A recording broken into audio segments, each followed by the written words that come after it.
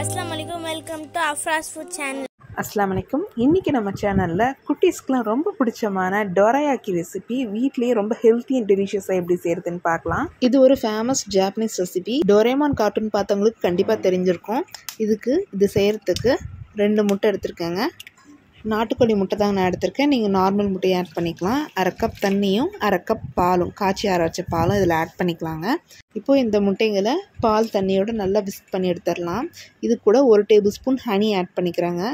டேஸ்ட்டுக்காக 1/4 ஸ்பூன் உப்பும் 1/4 கப் சர்க்கரையும் ஆட் பண்ணிக்கலாம். சர்க்கரை வந்துட்டு உங்களுக்கு தேவையான அளவுக்கு ஆட் பண்ணிக்கலாங்க. 1/4 கப் சர்க்கரை இந்த 2 முட்டைக்கு கரெக்டாக இருக்கும். நல்லா விஸ்க் பண்ணி எடுத்துடலாம். இப்போது 1 கப் கோதுமை மாவை கொஞ்சம் கொஞ்சமாக ஆட் பண்ணி இதில் நம்ம விஸ்க் பண்ணி எடுத்துடலாங்க.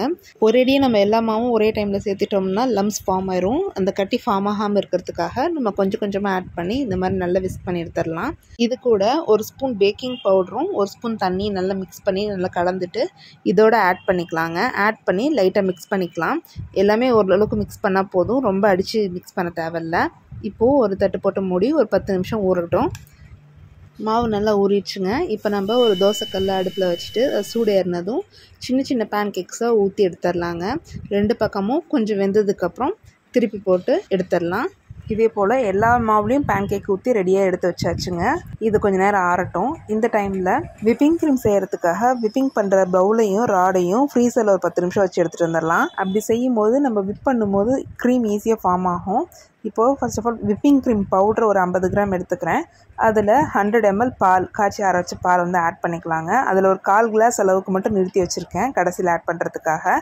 இப்போது இதை நம்ம நல்லா விப் பண்ணி எடுத்துக்கலாம். எலக்ட்ரிக் பீட்டரில் ஸ்லோ ஸ்பீட்லேயே நம்ம வச்சு விப் பண்ணிக்கலாங்க. அதுக்கப்புறம் மீடியம் ஸ்பீடில் வச்சு விப் பண்ணிட்டா நம்மளுக்கு கிடைக்கும். இப்போது நம்ம 1/4 கிளாஸ் பால் எடுத்து வச்சுருக்கோம் இல்லையா, அதில் 1 டேபிள் ஸ்பூன் கொக்கோ பவுடரை ஆட் பண்ணி மிக்ஸ் பண்ணி இதில் கலந்துட்டு இப்போ நம்ம நல்லா விப் பண்ணிக்கலாம். க்ரீமி கன்சிஸ்டன்சி கிடச்சிருச்சு. பவுலில் தலைக்கீழே கவுத்தாலும் நம்மளுக்கு க்ரீம் வெளியில் வராது.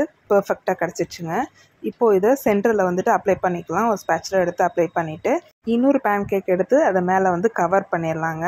இந்த ரெசிபிக்கு ஜப்பானில் டோராயாக்கின்னு ஏன் பேர் வச்சாங்கன்னா, டோரானா ரவுண்ட் ஷேப்பு, நடுவில் சாண்ட்விச் மாதிரி இருக்கிறனால டோராயாக்கின்னு பேர் வச்சுருக்காங்க.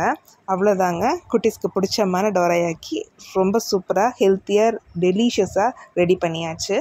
இது கண்டிப்பாக நீங்கள் வீட்டில் ட்ரை பண்ணி பாருங்கள். ட்ரை பண்ணி பார்த்துட்டு எப்படி வந்துச்சுன்னு மறக்காமல் எங்களுக்கு கமெண்ட் பண்ணுங்கள்.